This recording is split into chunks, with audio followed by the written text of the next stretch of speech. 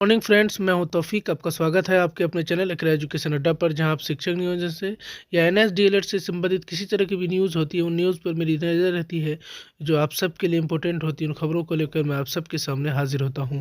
दोस्तों, नंदन बोहरा जी का एक मैसेज है जो आप सबको मैं आपके सामने लेकर आया हूँ। और उससे पहले मैं आप सबसे कुछ बातें कर लूँ कि एनएस डीएलएड को लेकर लगातार शिक्षक अभ्यर्थियों में काफ़ी ऊहापोह की स्थिति है। और देख रहे हैं कि आप सुप्रीम कोर्ट के फैसले के बाद शिक्षक अभ्यर्थियों में काफ़ी निराशा भी है, क्योंकि आपको मालूम होना चाहिए कि बिहार में पीपीएससी टीआरई 1 और टीआरई 2 की जो बहाली है वो कंप्लीट हो चुकी है। टीआरई 1 की कंप्लीट हो चुकी है और साथ ही साथ टीआरई 2 की बहाली में अभी पेच फंस गया है। जैसा आपको मालूम है कि एनएस डीएलएड शिक्षक अभ्यर्थियों और क्या कहते हैं रेगुलर शिक्षक अभ्यर्थियों के बीच एक प्रतिस्पर्धा चल रही है।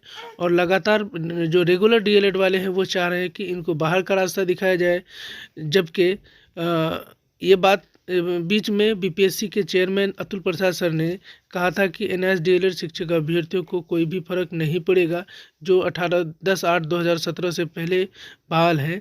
लेकिन अभी उनका ये है, क्या कहते हैं, रुख बदल चुका है। तो उन्होंने अभी अपने वेबसाइट पे डाला है कि किसकी डिग्री कितने महीने की है, और इससे पता चलता है कि वो एनआईएस डीएलएड शिक्षक अभ्यर्थियों के साथ क्या करना चाहते हैं। सबसे पहले मैं आपको बता दूं कि वो जब एग्ज़ाम लेने की बारी थी, उस वक्त उन्होंने खूब मीठी मीठी बातें की और एनआईएस डीएलएड शिक्षक अभ्यर्थियों के साथ उनका बहुत अच्छा रवैया था। लेकिन जैसे ही एग्ज़ाम ख़त्म हुआ, उन्होंने अपना जो लेटर जारी कर दिया, जिसमें ये उन्होंने ये डिटेल्स मांग लिया कि आप कितने महीने के हैं। अब हम लोग ये है कि हमारा जो एनआईएस डीएलएड का डिग्री है वो 18 महीने का तो है नहीं। हमारे पास डिग्री जो है वो 2 साल का है। अब हम उसमें 18 महीने भरें, 2 साल भरें, ये पूरा कन्फ्यूज़न क्रिएट कर दिया है। और कोई भी विभाग इस बात को क्लियर नहीं कर रही है कि इसमें करना क्या है। तो दोस्तों, क्या कुछ अपडेट निकल कर आ रहे हैं, पहले हम लोग उसकी बात कर लेते हैं। तो जैसा कि देख नंदन बोहरा जी का एक ट्वीट है। उन्होंने कहा है कि एनआईएस डीएलएड शिक्षक साथियों को अवगत कराना चाहता हूं कि मुझे अभी तक तय संख्या का अपडेट प्राप्त नहीं हो पाया है। विषय के प्रति दिलचस्पी न होने के कारण 18 दिसंबर को दिल्ली में संख्या का मुझे बहुत ही कम अनुमान लग रहा है। साथ ही गेजेट फॉर एनआईएस डीएलएड का भविष्य भी अंधकार में दिख रहा है। तो जैसा आपको मालूम है कि नंदन बोहरा सर लगातार प्रयास कर रहे थे कि दिल्ली में आया जाए और एमएचआरडी और एनसीटी पर इसका दबाव बनाया जाए।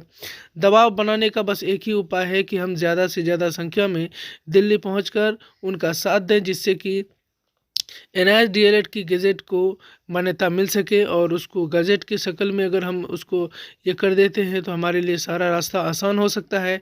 इसीलिए और साथ ही साथ हम मांग कर सकते हैं कि इनको पूर्ण अर्हता दिया जाए, जिससे कि हम किसी भी दूसरी नौकरी के लिए एलिजिबल हो सकें। तो दोस्तों, लगातार इस बात की मांग हो रही है, लेकिन हम सभी साथी अभी भी सो रहे हैं। हम सभी चाह रहे हैं कि बस एक दूसरे के भरोसे काम हो जाएगा। लेकिन मैं आप सबको एक बार आगाह करना चाहता हूँ, बताना चाहता हूँ कि आप किसी के भरोसे में नहीं रहिए। आपके भरोसे से रहने से काम नहीं होने वाला है। इसलिए आप सभी, मेरे हिसाब से लगातार मेहनत करने की ज़रूरत है। सभी साथियों को दिल्ली जाने की ज़रूरत है।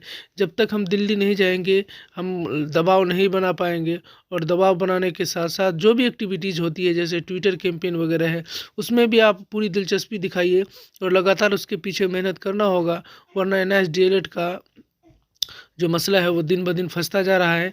इसीलिए हम सभी साथी से आग्रह करेंगे कि आप लोग दिल्ली जाना है, चलिए, ज़्यादा से ज़्यादा संख्या में दिल्ली पहुंचना होगा। और साथ ही साथ एनसीटी पर दबाव बनाना होगा, एमएचआरडी पर दबाव बनाना होगा। चलिए दोस्तों, अगर ये अपडेट आपको अच्छा लगा हो तो लाइक और शेयर करें। साथ ही साथ अगर हमारे चैनल पर नए हैं और एनआईएस डीएलएड से संबंधित किसी तरह की भी न्यूज़ सबसे पहले सबसे सटीक तरीके से पाना चाहते हैं तो चैनल को ज़रूर सब्सक्राइब कर लें। मिलते हैं अगले वीडियो में। बहुत बहुत धन्यवाद।